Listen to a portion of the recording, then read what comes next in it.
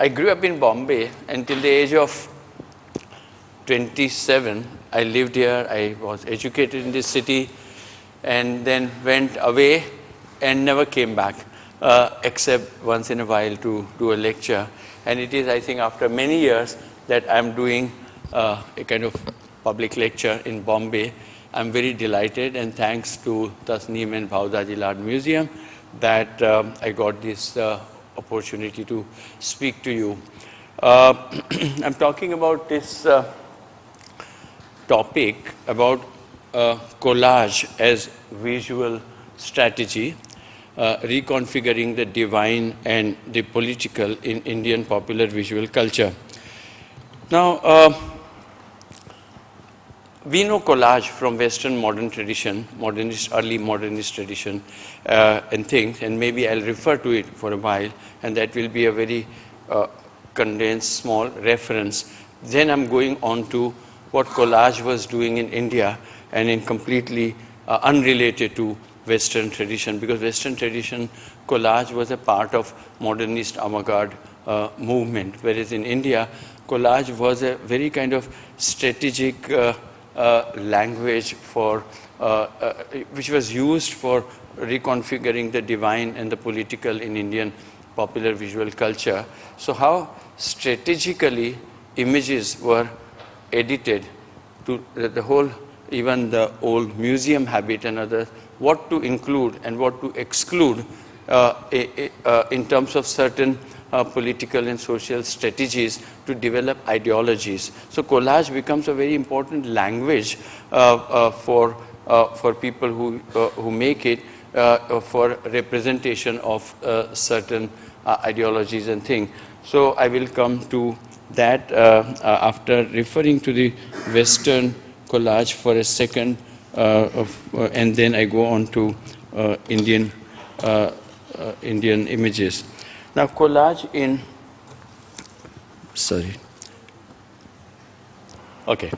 Now collage in Western modern tradition, the word collage, as this Francis Francina has worked out different meanings than general meaning of like, it means, in French it means sticking or gluing together.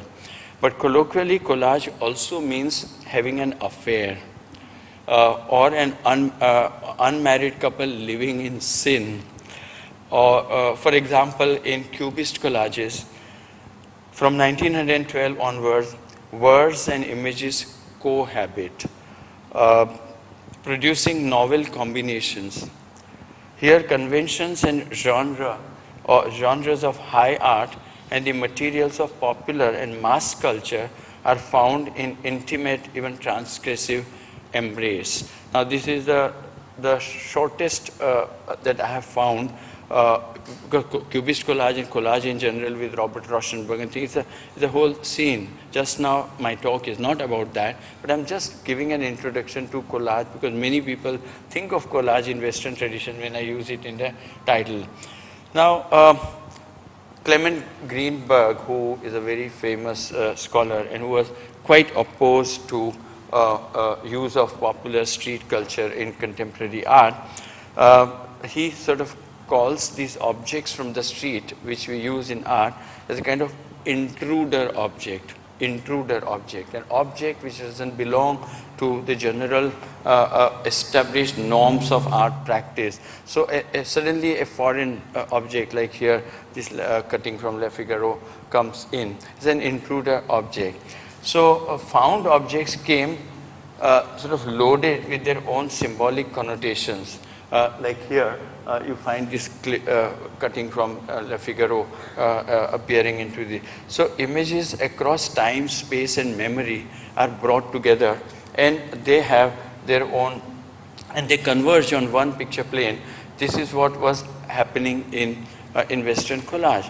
But it wasn't just a kind of visual practice of putting objects together. There were other capitalist and political concerns that were involved. So for example here, one of the objectives of the modernist collage was to critique intervention of the debris of everyday life in bourgeois notions of high culture through transgressive juxtaposition.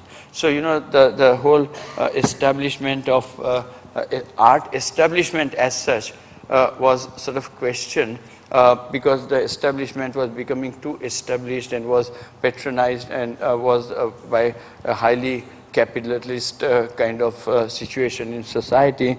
And in that, when sort of leftover refractory material from capitalist production was brought into, then I think it began to acquire social and other meaning. The French poet Apollinaire, for example, he speaks of a new world of beauty, dormant in the littered commercial landscape of wall posters, shops, peeled off posters, shop windows and business signs. So this is like a kind of situation in which, and we know that the avant-garde in modernist European tradition was always deriving from the street, culture, that avant-garde was moving forward largely. Now, this was the meaning, and very briefly, I want to make a reference to collage in Western tradition. Now, not related at all ideologically or otherwise, I think there was a whole tradition of collage in certain pockets of India and patronized by certain communities, religious, particularly Vaishnavas. And this is the main thrust of my talk this evening. Now, the collages that I'm going to show today and talk about, I collected them from one identified community and one identified geographical area, and that area is Shekhavati, the Marwad region in Rajasthan. And the people from whose families I collected these collages are the Vaishnav Agarwals. Now, since this is identified, the community is identified, the religion that they practice is identified, their political right-wing Hindu nationalist ideology that they were practicing is identified. So it was a kind of configuration in which I was able to, from which the collages came, and I was able to interpret them because of I knew their use and the community from which they have appeared. Now, my talk today refers to colonial and post-colonial language of hybridity that emerged in India's visual culture at the turn of the 19th century. Besides the well-known Kalighat painting, the work of Raja Ravi Verma, the Company School, and the Tanjore painting, the lesser-known Shekhawati murals and collages represent typical examples of this eclectic visuality. I don't know if any of you have been to Shekhavati, but this is a region in Rajasthan, and major industrialists of Calcutta and Bombay, the Marwari establishment, business establishment, they almost all of them came from the region of Shekhavati, who contributed majorly in the urban development of the city of Bombay, and they played a major role in Calcutta, as initially they worked as bunions for the British firms, and later on they owned these firms. So they got first exposure to colonial modernity while being in Calcutta or in Bombay, and the big palatial mansions that they built in Shekhavati, which was their home place. So they were living in Calcutta or Bombay, and during summer vacations, etc., for the wedding, for tonsure ceremony, for community gathering, etc., they went to Shekhavati, and their homes and their havelis, as they are called, became some kind of virtual museums of colonial novelty or colonial modernity that was coming via Calcutta So we will for a while see these havelis and how eclectic imagery was also playing a role in this heavily painted heavily painted walls of interior and exterior walls of these havelis. So how this hybridity appeared in their wall paintings, and then they patronized these collages. On that I will proceed. These acted as vehicles of cultural force. I'm talking about collages. Vehicles of cultural force, negotiating spaces between the sacred, the erotic, the political, and the colonial modern. These four elements continuously played a role in their wall paintings, but more in their collages. Now, a little bit about Shekhawati, let me tell you. Shekhavati lies in northeastern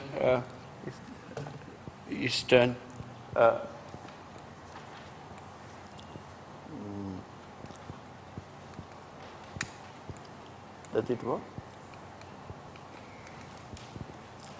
Anyway, if somebody knows how to.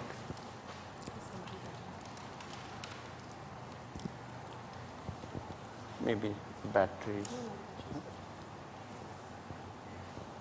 Yeah, okay. Thanks a lot. Now you see, this is this is Shekhawati area. This is Rajasthan, and so it lies in northeastern Rajasthan. The Agarwal traders migrated to this region around 1830s. Now, who are these? They are very famous names. For example, the Goenkas, the Kedias, the Podars, the Khetans, the Ruyas, the Kanorias, Singhanias, Neotias. You know, these are the names which were big industrialists of India, and all of them came from this region and eventually migrated to Calcutta. There are towns in this region such as Churu, Fatehpur, Mandava, Lakshmangarh, Ramgarh, Sikar. Each of these towns is 5 kilometers, 7 kilometers, 15 kilometers away from each other. Now, what happened was that after the port of Surat in South Gujarat fell to Marathas, leading to blockade of the central Indian route to Delhi, that is passing Ratlam, Indore, and entering UP, and along the Ganges, the trading posts along that going to Calcutta. Since there was a big Maratha havoc that time, this route sort of fell to them. Another route was open. So the trade from Bombay via ports in Gujarat, such as Bhavnagar, Diu, Cambay, etc., that was another route that was open from this side and going along and coming to Shekhawati. And these Banyans here, whose names I mentioned, they all migrated from nearby Haryana and came and settled there. And they were sort of dealing with the entire trade that was taking place and along the Ganges and going up to Calcutta. So this was the source of their income. This was the reason why they came from Haryana to Rajasthan and lived over there. And they built palatial mansions in the towns of Shekhawati. So now first I show you a little bit of wall paintings of Shekhawati. The traders established offices and homes in Calcutta. They visited, as I said, their hometown in vacations and things like that. Exposure to colonial novelties such as motor cars, railways, buggies, gramophones, clockwork toys, steamers, rifles, uniformed soldiers, printed pictures, product labels, Kalighat painting, portraits, furniture, fashion, telescope, and compass, etc., influenced their visual culture and ushered them into modernity because of this exposure to colonial objects that were coming there.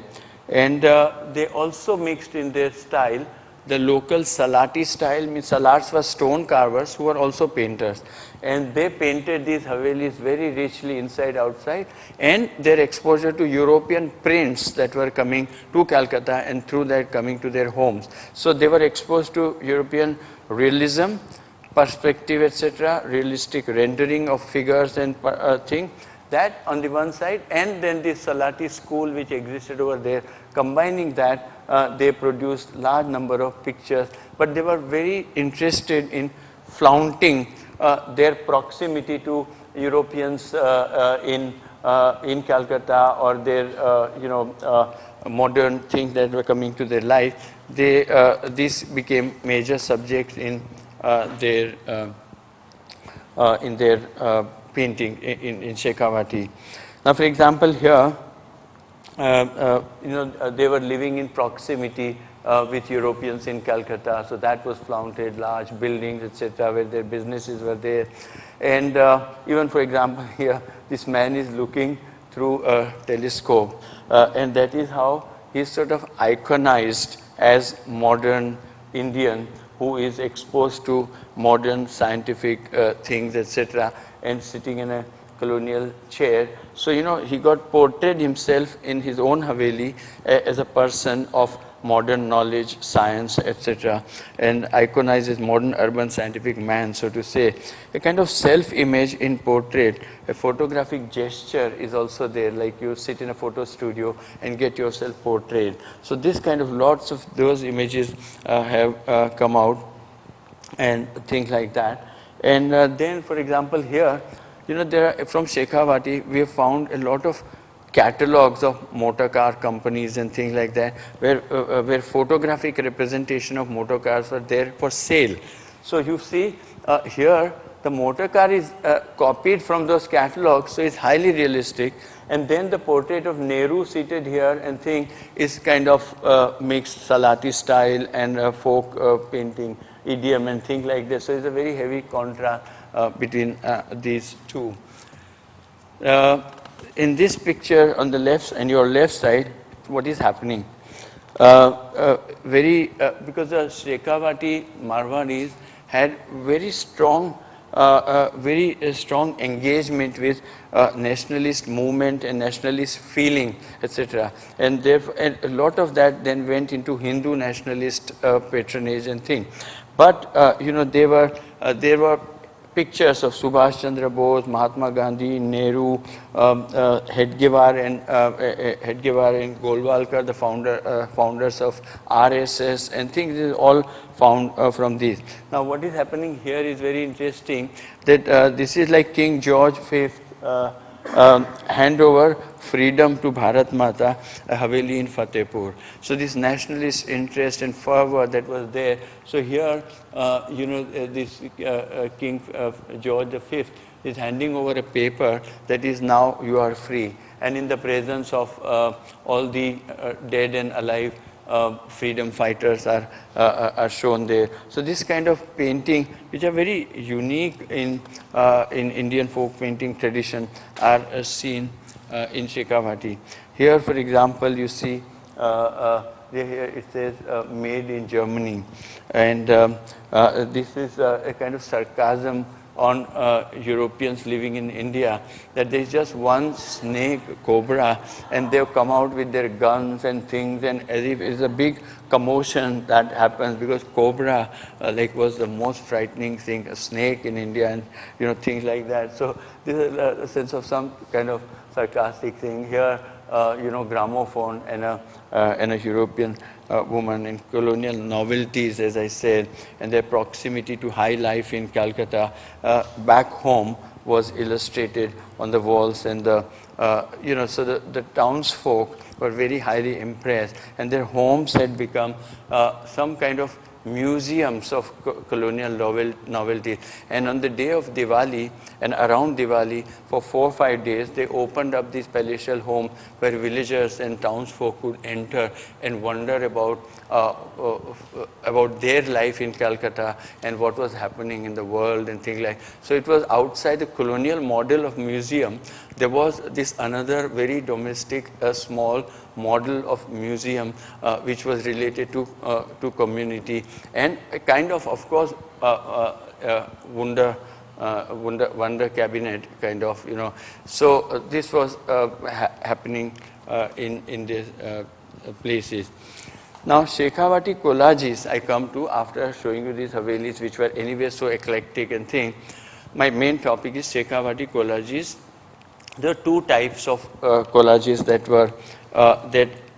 were found in these havelis, and every haveli, and there must be like at least 15 to 20 towns, and every town would have 15 to 50 or 60 havelis, palatial home. And all these havelis were studded with framed pictures. And a lot of these were collages like the kind you see here. Now, the Shekhawati collages could be divided into two types formally. One is that there were, like here, there were German prints. This is a Norwegian landscape, but in the margin, it says printed in Germany. All of them say printed in Germany. So German prints of scenery, European scenery, etc. was coming to India and to Calcutta.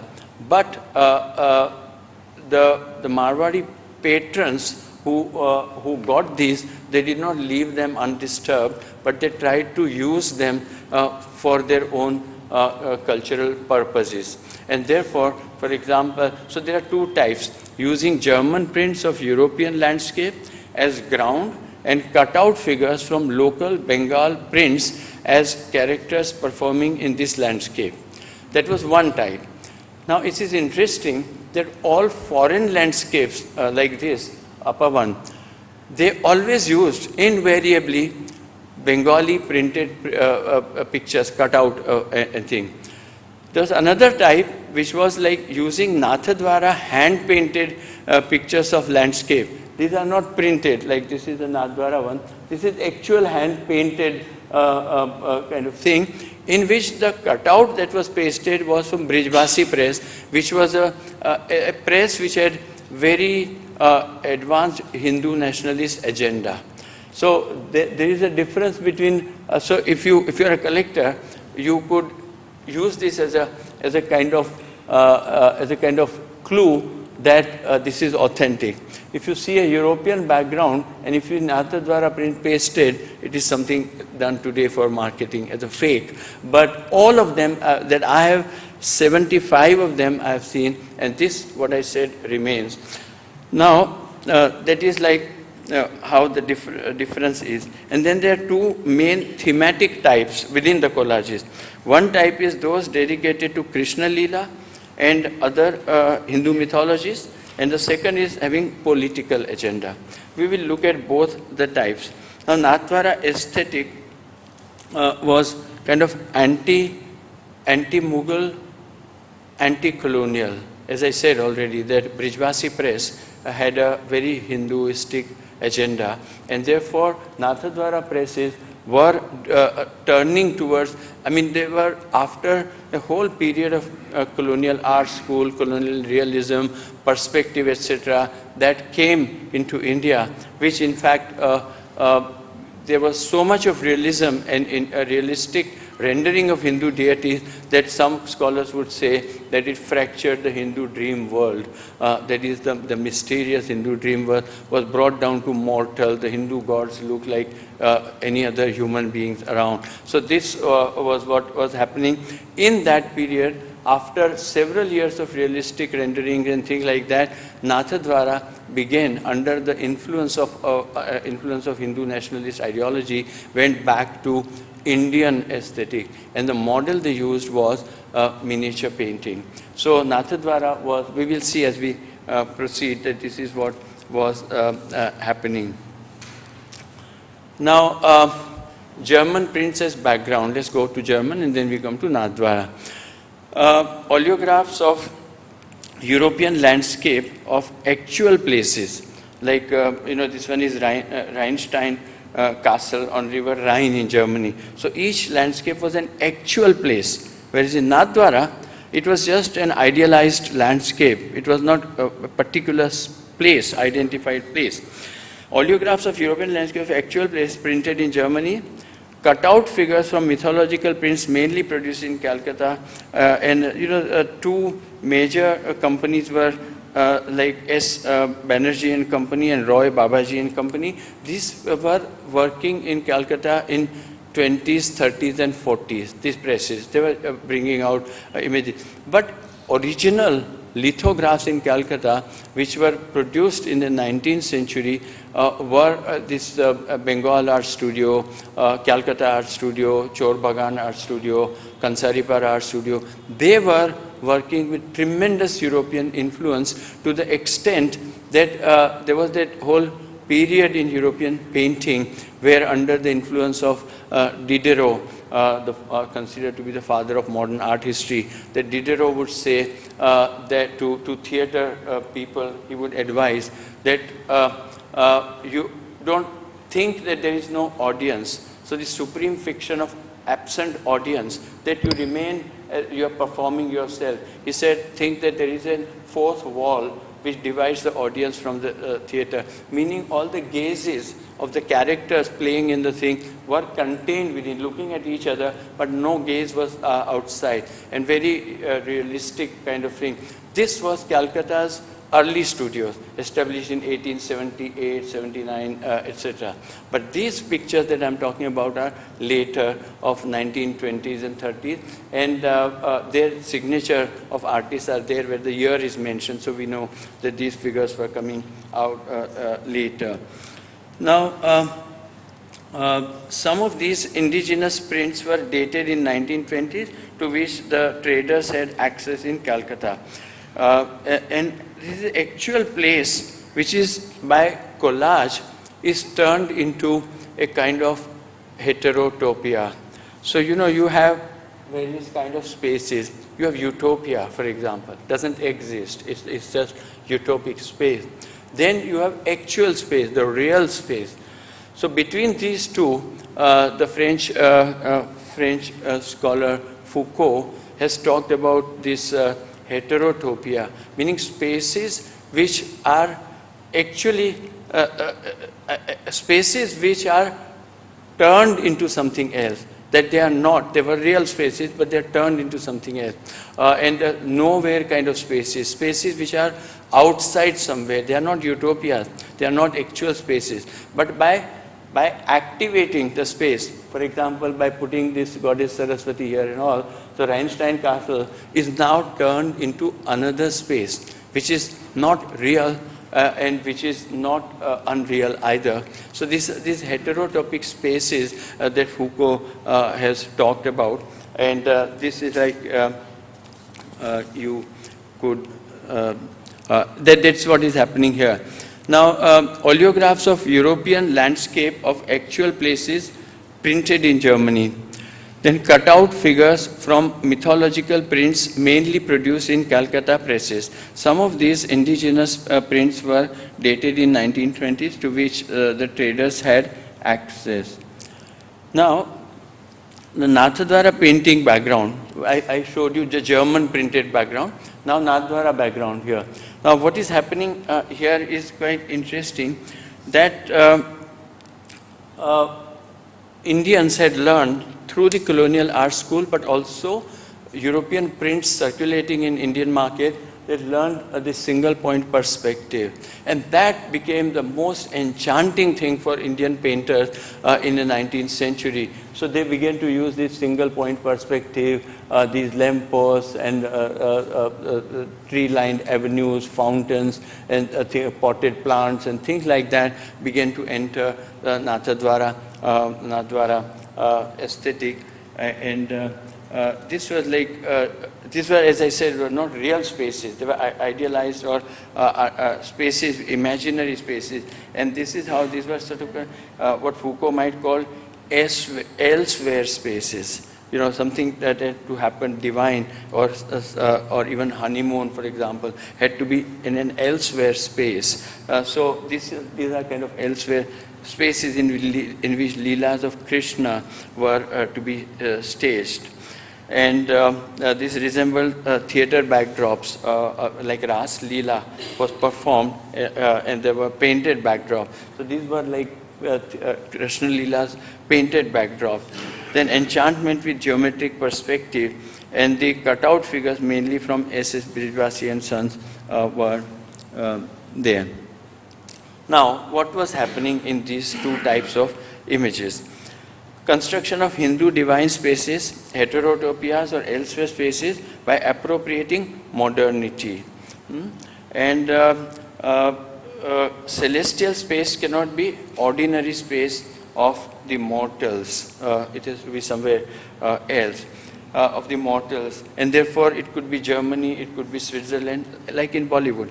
It could be spaces which are for divine thing, and therefore they are not ordinary spaces of our everyday life. And therefore Krishna's Leelas could happen elsewhere, and that's how European prints or Nathdwara imaginary landscape were used for creating the space of Vraj Bhumi or Vraj and Vrindavan, which were like, actually according to Hindu Puranas, Vraj and Vrindavan and the Leelas of Krishna are happening somewhere in a celestial space. And actual Vraj and Vrindavan in UP and the Leelas that happen are imitation of that celestial space and celestial Leelas. And therefore the celestial space had to be imagined and had to be brought into painting, and this is what was happening into visuals, and it is what is happening with German as well as Indian prints. A European landscape becomes Vrindavan, a colonial mansion, Krishna's palace. Now, natural features, this is a very important observation of W.J.T. Michel in a very important theoretical work called Landscape and Power. And there he talks about natural features such as trees, water, animals, and dwellings can be read as symbols in religion, psychological or political allegories. And this is what actually happened here. So for example, the landscape in these collages acquired identity based on collaged figures. So if you collage Radha and Krishna, etc., then the landscape acquires that kind of connotation. And castles of Lake Geneva or Rhinestein become Krishna's palaces in these. All water bodies act as the river Jamuna, around which Krishna's various Leelas happen. Full moon becomes Sharad Purnima, that is the full moon day on which Krishna Leela happens in Vraj and Vrindavan, and Ras Leela happens in Vrindavan. All alpine landscape becomes and acts as Vraj and Vrindavan of milkmaids, because alpine is a milk area, and Krishna was a cowherd, and gopis were cowherdesses. So you know, this is how, as W.J.T. Michel has said, that these become a kind of can be read as symbols in religion, psychological or political allegories. So this is how these began to be used. Now, legitimizing consumption of modernity in terms of Radha-Krishna liaison. Collages showing Radha and Krishna listening to gramophone. For example, here, and it is all collaged over here. And for once, Krishna has put aside his flute, not to conflict with the gramophone. And interesting that the lifestyle of the Vaishnavas, very opulent lifestyle, big bungalows, swimming pools and things like that, that kind of thing, like you see in the upper picture, those who know Krishna related painting, they know that this is the Leela of Krishna, where he took away the clothes of gopis, and then if they wanted their clothes, he told them to come out of water to get their clothes from him. Now this, in the Puranas, the reference is to a grove, kunj, for example, so grove. So this happened in a forested area. But in the lifestyle of the Vaishnavas, who are very wealthy, a kind of, this whole Leela is staged in a swimming pool attached to the house, to one of those houses and things like that. So legitimizing consumption of modernity in terms of Radha-Krishna liaison, collages showing Radha and Krishna listening to gramophone, or Vastraharan scene taking place in a private swimming pool. So these are both the background prints are of Nathdwara. Now, moving incognito in Bollywood's Switzerland. I want to refer to this because, and Meenakshi is here, she has also contributed to a very interesting volume that came out. It was called Bollywood, the Indian Cinema and Switzerland, edited by Alexandra Schneider. Now, what happens, how suddenly in a landscape like that, Radha and Krishna liaison happened, that landscape has no connection with the Leelas and things. So in a way, these collages were preempting Bollywood by 75 years or so, because suddenly Radha and Krishna appear in European landscape like in Indian cinema. And I think in that book which I've just now mentioned, there is this reference that there was no diegetic connection between the story and heroine going into Switzerland. Quite often it was like this, that the hero and heroine go out, dance, etc., come back home, the car enters the house of the heroine's porch, and then she goes and lies in her bed, and an airplane is shown flying, and then she imagines dancing and moving in Switzerland, etc., and then she wakes up in her Indian bed, and the scene is over. It's somewhat like, this transgressed geography and territory in which this action takes place is somewhat like what happens in Bollywood also. Now, both in Shekhawati collages and song and dance sequence shot in Switzerland, etc. In Bollywood, the landscape is not an actual place, but a screen onto which emotions can be projected. So it's not a real place, So like I said, a girl just sleeps and in her dream. So the emotions are projected. It's just a screen. The Switzerland is not a real place. We're not connected diegetically with the plot. Like in Bollywood, in Switzerland, in almost all Indo-German collages, Krishna Leela takes place in pastoral landscape, snow-covered thatched huts, alpine lakeside cottages with smoking chimneys, fields covered with furrows of crops, etc. Bollywood Switzerland is also a space for moving incognito, meaning if you look at most Bollywood films, when the heroine is in India, she has to observe certain social norms, she has to dress properly, etc. And the moment you see they dancing, etc., in another space, then because they are incognito there, they are not known in their society, they have no fear, and therefore suddenly you find the girls wearing jeans and a low neck blouse or this kind of thing. So this kind of, because it is the incognito space, and then when they come back to India, back to wearing clothes which are accepted by the family, joint family, society, etc. So this incognito element is also very much in the collages that we see. And in fact, there is something called Chadma Leela. It's a Sanskrit formulation. Chadma meaning hidden, and Leela, hidden Leela, or Leela in concealment. So not so much hidden, but Chadma means concealment. And there are so many Leelas of Krishna which are Leelas of concealment, in which Krishna, disguised as somebody else, goes to Radha's house, because Radha, in many Indian traditions, like in Bengal, she was married. And therefore Krishna was having an extramarital affair with Radha, so to say. So when he wanted to go to meet Radha, he had to go in a kind of garb of this or that. And this is how these Chadma Leelas, or the Leelas in concealment, became very popular in Vraj and Vrindavan. And not only that, when Chaitanya, the great Vaishnava saint, 16th century, when he visited Vrindavan for the first time, he was so enamored by the place, and he really thought it to be the place where actually Krishna and Leelas had taken place. So in Vrindavan, he permanently posted writer Goswamis who compose, at least the known ones are 27 Leelas, and many of them were Chadma Leela. Chadma Leela meaning a Leela in which Krishna comes in concealment or in a garb to meet Radha. We will look at some of those pictures in collages.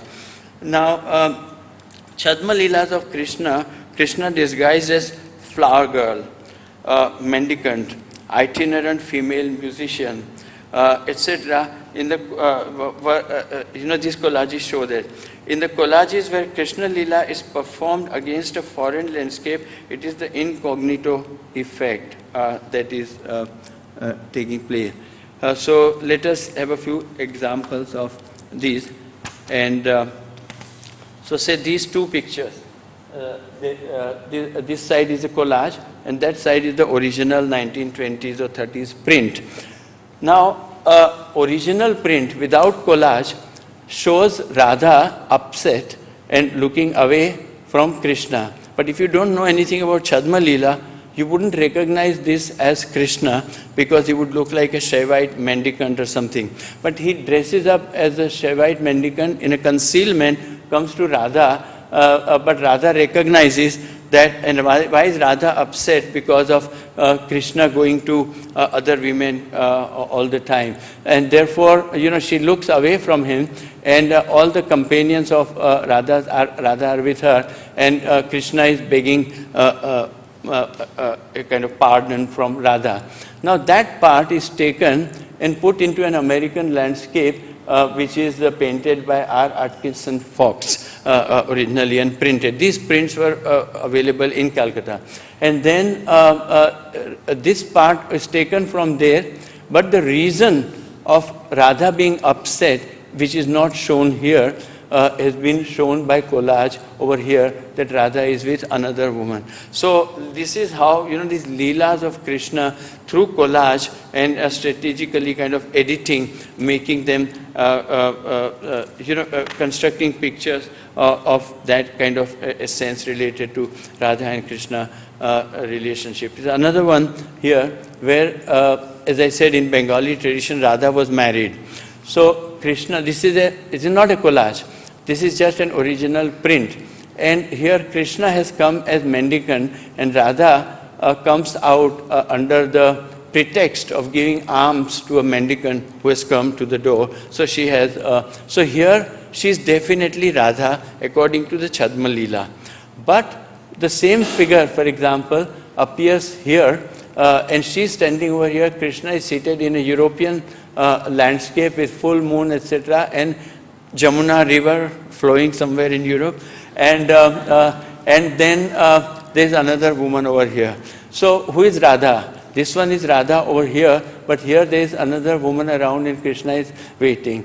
Now, this same woman who is identified Radha over here in the picture, she appears here, but then Krishna is with another woman, and that is a cutout from this full picture, which is not a collage. So like this, this kind of promiscuous circulation of woman was happening, because female has no icon, except Durga and the goddesses, has no fixed iconic identity.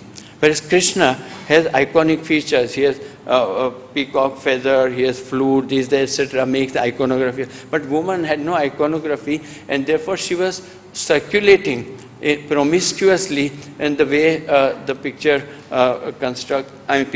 people who constructed picture wanted. Now here again, you see this is a very snow-covered landscape of Europe. Here again, same background print, but something else is happening. Here is a very typical Bengali story that Radha, as I said, was married. And somebody, when she was with Krishna, Radha's husband, somebody approached Radha's husband and said, your wife is all the time with Krishna in a grove nearby. So he said, I don't believe. So this woman said, okay, I'll bring you there. So they're hiding here, but as Radha saw them coming from distance, she told Krishna what will happen. So Krishna said, don't worry. And Krishna took this form of Kali.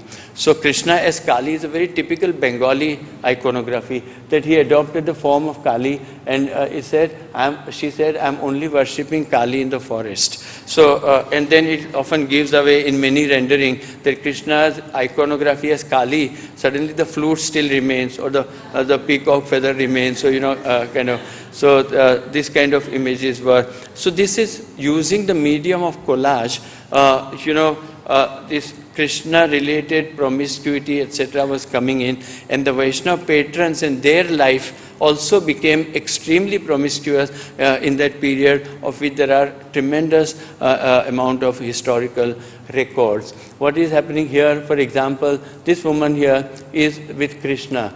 Here she is also with Krishna, but here she is with Ram, and therefore same woman becomes Sita in this context, and Krishna misbehaving even abroad. Ram is quite angry. Ram is angrily looking at things. So, these are all pictures coming from these Vaishnava havelis of Shekhavati. Now, who were the patrons of these images? Seductive and promiscuously circulating female imagery became objects of voyeuristic gaze of the patrons.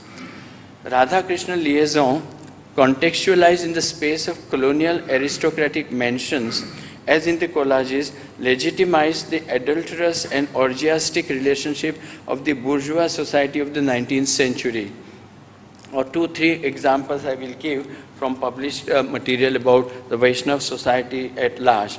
Now, there was this very famous court case in Bombay High Court, which was known as Maharaj Libel suit, on which a huge report has been published in the late 19th century.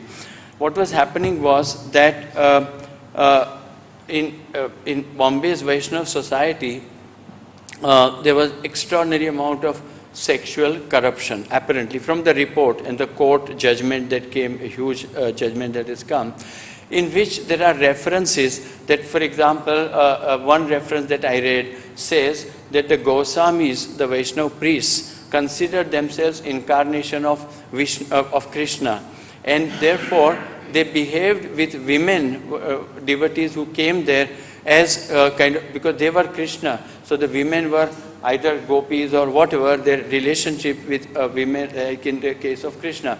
And then there are references that, for example, that the Goswamis, besides having sexual relationship with the women devotees who came, and quite a lot of them came from uppermost strata of Vaishnava society of Bombay. And then there is a reference like this, that Goswamis would chew pan, and half chewed pan, dripping with saliva, they would put it in the mouth of the women, saying that this is prasada of Krishna, or things like that. These are all in that report which I have obtained a copy. So this kind of thing were happening, and that time young Vaishnavas from Bombay, they began to protest against it, and they sort of started to expose the Vaishnava Goswamis, and they also started magazines in which they published articles against Goswamis, and then the Goswamis did a kind of defamation suit against these young people, and the Goswamis lost the case, but it became known as Maharaj Libel suit. So this is like one report which shows what was happening in Vaishnava society. So if you look at these very promiscuous things found in Vaishnava home, have a relationship to the lifestyle itself, besides Krishna's Leela and all, their own lifestyle was being legitimized by the Leelas of Krishna, and through collage, how this whole erotic kind of situation of Radha Krishna was being exploited and was legitimizing their life. Another example is Bharatendu Harishchandra, a very famous writer and considered to be father of modern Hindi literature. He wrote somewhere, "What are temples? They are like minds of women. Take whichever you choose. Simple ones surrendered, but those professed loyalty to husband were taken by force or gave up going to the temple." Now this is a published reference of a person in early 20th century, late 19th century. And there's one more reference I want to bring. There was a man in 1884 called Balakrishna Bhatt, a Hindi writer.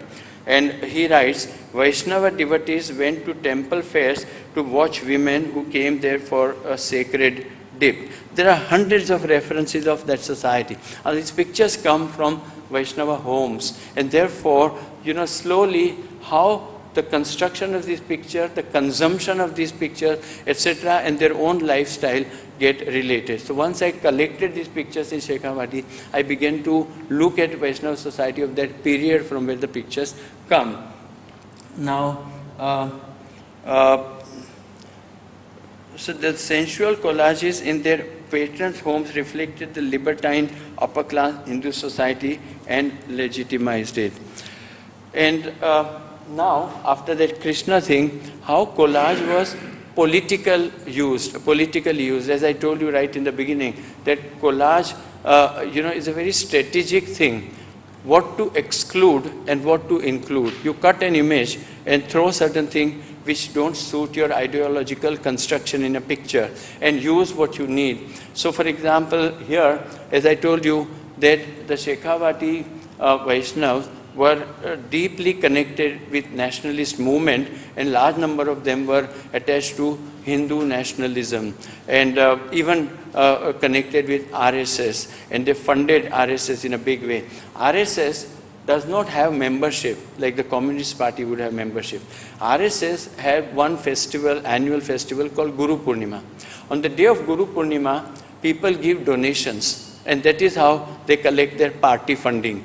So Guru Purnima is one of the most important RSS festival and thing. Now, in Shekhavati, I have found many political collages. So here, this is not a collage, but a complete print in which Subhash Chandra Bose. Subhash was extremely popular in Shekhavati because of, I think, Calcutta connection of the Marwaris.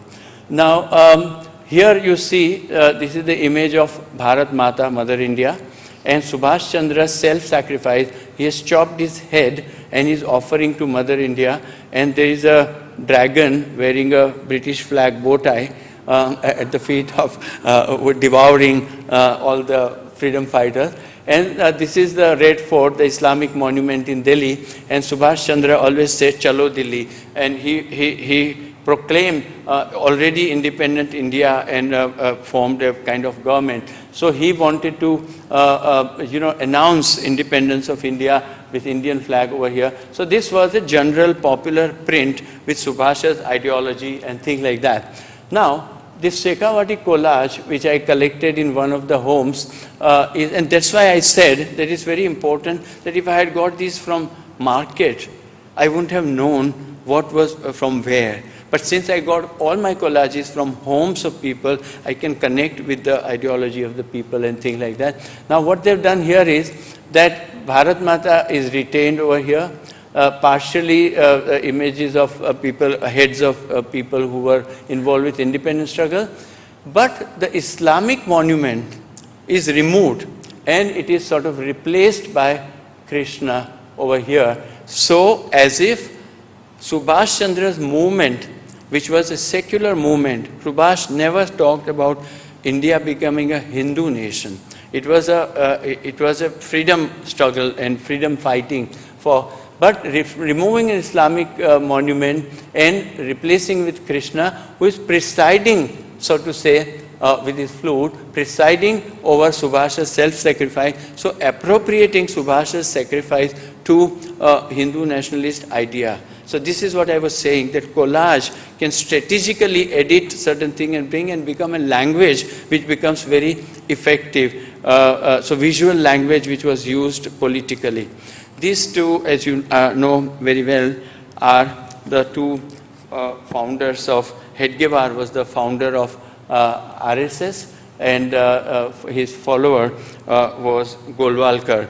So at least 15 houses I saw from where exactly identical, the same image came out. Again, the painted backdrop is Shekhavati, Nathdwara, hand painted, and there is this, and there is that Guru Purnima over here, and this is the RSS flag.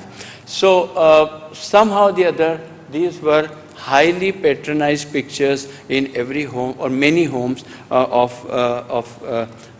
these places. This is an interesting image that I came across. These are last 2 or 3 images I'm showing. Now here, the background again is a hand-painted Nathdwara showing Emperor Akbar's mausoleum at Sikandra. So this is like a kind of rhetoric is involved that the Muslims conquered our territory and we conquer it back. So how do you conquer it back is by putting Krishna standing on the Akbar's tomb and all the gopis etc. coming out from different areas. Now, I could be accused of overinterpreting in a way. But the thing is that if this was a single print, certainly it could be just that the artist didn't know what this mausoleum is and all. But since there is a series of images that are related and are coming out from certain home, I thought that this was involving a kind of recapturing of lost territory and Hinduizing the Islamic space. This is what I feel, but since they are a part of large number of such images, I may not be accused of such an interpretation.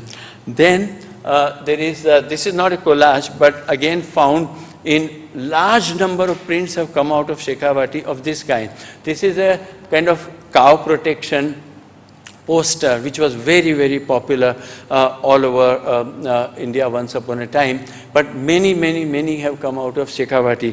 Now, very interesting is that there is here an inscription in Devanagari script, and this inscription as translated into English is like this, and it says, "Their flesh and blood may not reach Allah, but your abstinence certainly will.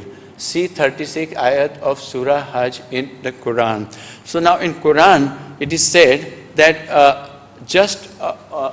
offering a goat or blood sacrifice not enough, but you have to you have to sort of abstinence and things like, meaning you have to do certain practices and not just a formal thing.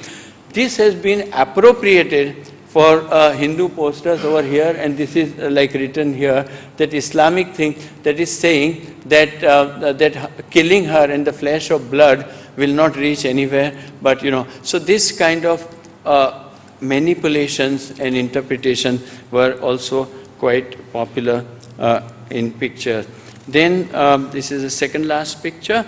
Here again there is a collage with Nathdwara hand-painted background, Gandhi in a very pensive mood, and Ram at the... now, we all know that Gandhi was in a way a kind of Vaishnav, but he was not a kind of Vaishnav in the sense of fanatic. It was a symbolic thing like Vaishnava Janato, Tenere Kahiye, that song, or that he did talk about Ram or Hey Ram or things like that, but it has nothing to do with that kind of fanatic ideological connection. But here they have put Gandhi here cut out from a picture and put Ram behind. Poor Gandhi doesn't even know that he is being manipulated sort of through. And the last is that this picture I purchased from a Vaishnav Agarwal family of Kedias in Bhiwani in Haryana. So it was hanging in their house. When I saw this picture, I asked these people, what is happening here? And the man said that very clear, here Nehru is shown as Kalki incarnation of Vishnu, which is the future incarnation, the 10th incarnation of Vishnu. That was yet to come. It's a future incarnation. So he said that it is so. Historically, if you think of it, this comes from a larger picture where when Motilal Nehru, Jawaharlal Nehru's father, handed over the reins of Congress party in Lahore conference to his son Jawaharlal Nehru, he took out on the bank of the river Ravi a procession in which he rode a horse. So it's a kind of historical event. So that has been taken and interpreted in Vaishnav terms as Kalki incarnation, because Nehru, he said, was to be the future of India. So this is the last image, and I just wanted to introduce this kind of very politically charged collages, that then the collage is a language which strategically uses and things, and then ideologies are built around them. Thank you so much.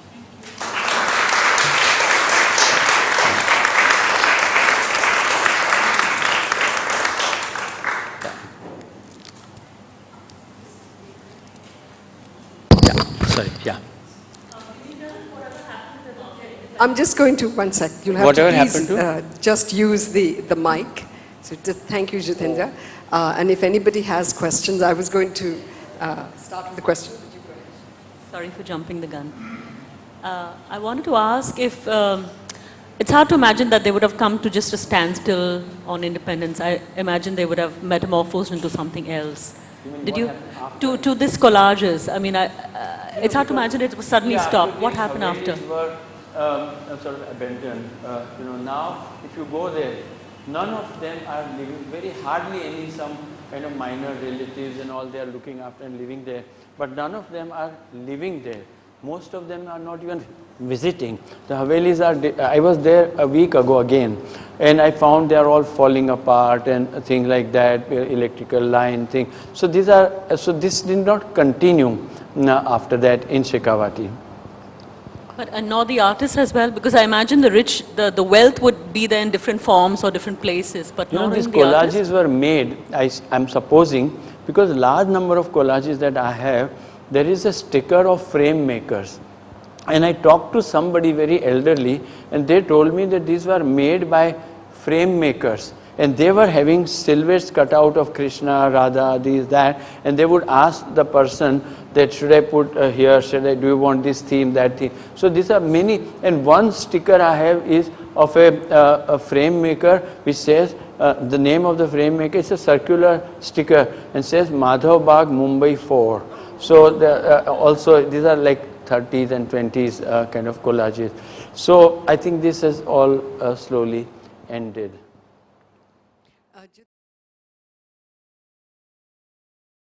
Portion of what it was originally, no? So as it was conceived in the Shastras. Objection or? Yeah, was there any kind of reaction to it, or was there an objection from the priesthood, or No, did they object to it? Did they allow this kind of mutation to happen? Yeah, on the contrary, because the lives of priests themselves in that period was as I say, and what I quoted is very little. Actually today there wasn't time, but so much literature exists about Vaishnava society of early 20th century from where the collages come, that and I did this only because I knew from where these are coming. Now the practice that I mentioned, for example Bombay, that is Pushti Margi Vaishnavas whose main center is Nathdwara. This is like Vrindavan based, but the images that were produced, are Nathdwara based and used in, so there was a wider circuit, because a lot of these have come out of Bombay, because some of them were living in Bombay, many are in Calcutta, have come out, Mathura, many places these collages, but in Shekhavati I got them from one community. So my interest in studying was that I was studying an identified Vaishnava community, and I do not think that there would have been an objection. There is no such record, I thought.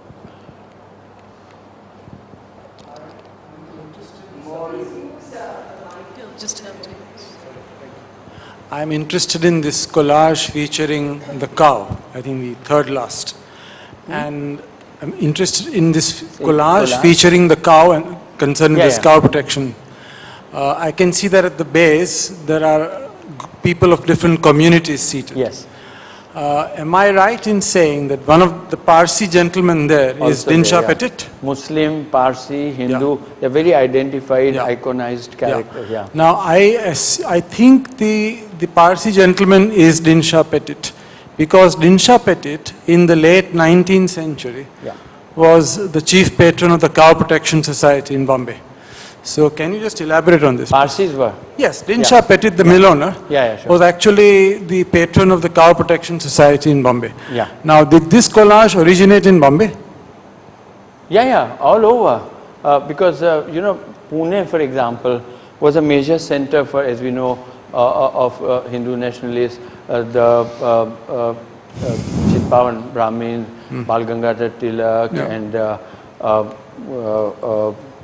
Nathuram Godse, always Chitpavan Yeah. Brahmins, and Pune was a major center. In fact, Chitrashala Press, which was established in 1878, was bringing out purely thousands of images which were Hindu nationalist or Hindu religion related images that were coming out from there. Yeah. So Pune was a major center where this kind of images, Chitrashala has also printed these images. So this region was also very deeply involved. And these were more than Vaishnav, these were cow protection posters, you know. And I think even today, I don't know here, but in Delhi, even now, newly printed, entire Delhi is covered with these posters every year, every second year, new series comes out and things. Even today, exactly this poster, except this that inscription which I showed, but generalized image like that.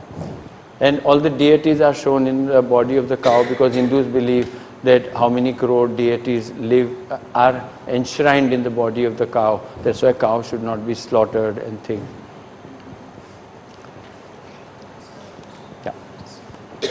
You've spoken about the collage in the Shekhavati context. Yeah. And then you mentioned that in the contemporary context, Bollywood is, you know, occupying another space. Can you tell us in any other, what you call art form in India, you know, where the collage is present? Where collage was used? No. Not only Shekhavati, as I said, that you find some of these collages in Bombay Home, wherever the Marwadis were, you know, and these were, I mean, in Mathura I found some, you could find in some of the, but here there was a major concentration, you know, but only on Hindu homes, you know, both because of Krishna and both because of the ideology in political collages.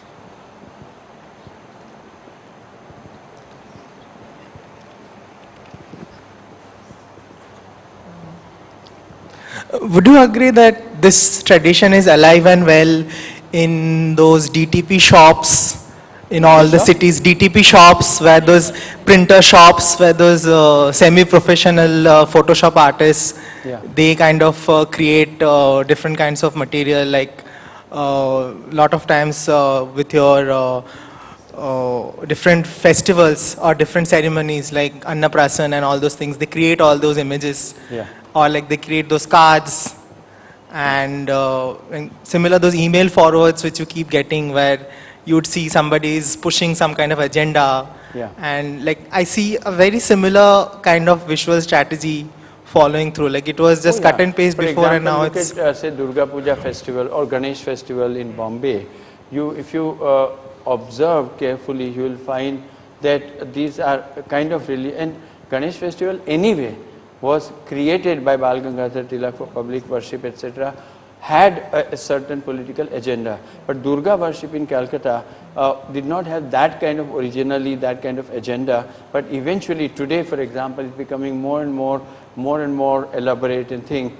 And there you find very extraordinary political content emerging in this. So I think religion, politics, gender, and sensuality, I think these are kind of merging in spaces like that. You mentioned about the Maharaja suit report. So where do you get you have the entire copy of that report, the Maharaja suit that you mentioned? Entire copy of the report which was published, the judgment? The Maharaj, Yeah. full report is published. And full where can report. you get that to read? No, but he has, Mr. Dharamsi, he has given me a photocopy which he had sort of managed to steal from, not the book, but the owner of it. So, you know, so he has given me a copy which I have, but it's a very rarest of the rare. Yeah. Yeah, and Gujarati also. Yeah.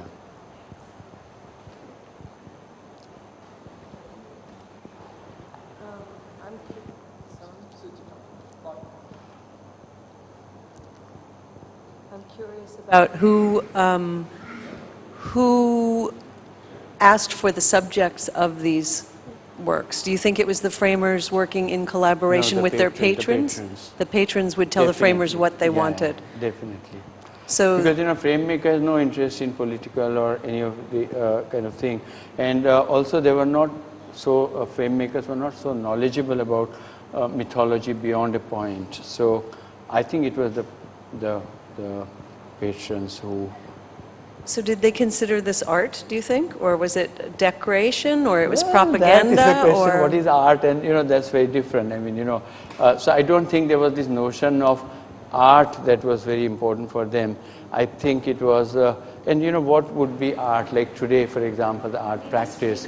It is so, no, she's asking whether this was considered by the patron as art.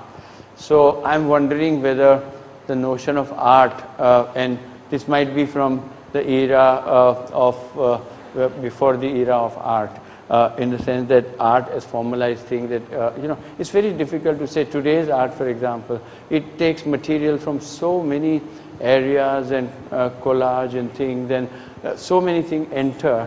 So I think it will be very difficult unless we define art as something coming or is established or accepted by the art world.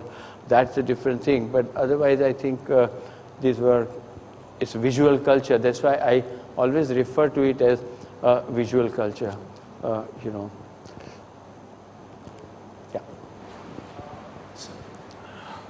Thank you. I take it from what you say that the audience of these productions was largely that small Marwari community. Did it have a larger audience? And if so, how did that audience respond to this? I mean, which larger audience? No, was there a larger audience to whom this sort of art was addressed? No. If it is very political, no, because they were not mass produced. No? So the larger audience was with mass produced images, which were all over, like the cow thing, which was not a collage.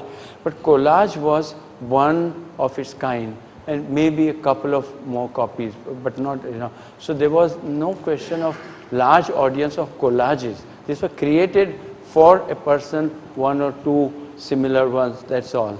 And therefore, there was no large audience. This was specially, they were individually created works.